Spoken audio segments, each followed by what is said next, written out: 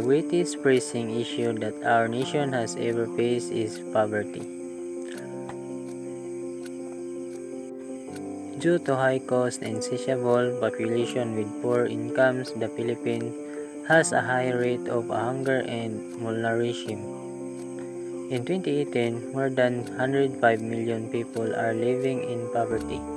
People living beside populated places are affected by their improper hygiene, and urban dwellers are even more affected by their insufficient intake of healthy foods. Filipinos suffer from extreme poverty, making it common for parents to be unable to provide for their family. As a result, kids must be pulled out of school and forced to labor in dangerous situations. In the Philippines, statistic indicates 3.6 million kids between the age of 5 and 17 work as a children. The population that makes up to 15.9%. Many Filipino adults are unable to complete their education because of poverty. More than the poor youth choose to work instead of studying. According to UNICEF, children who grow up in poverty frequently lack in nutrition, hygiene, housing, medical care, and education necessary for survival and growth.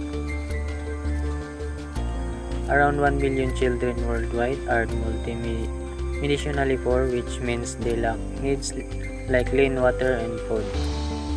How do we lessen poverty in our nation? Spread awareness to reduce poverty in our country. Education. People must take this first step in order to grow and succeed in life for a bright future, regardless of how little or how much money is being made. Filipinos are not poor. Only their environment and mindset are due to their poor environment. Filipinos grow up with a poor mindset and poor decision-making skills.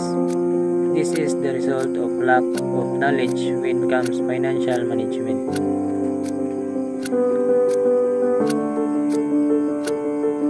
It's time for a chance, time to end poverty.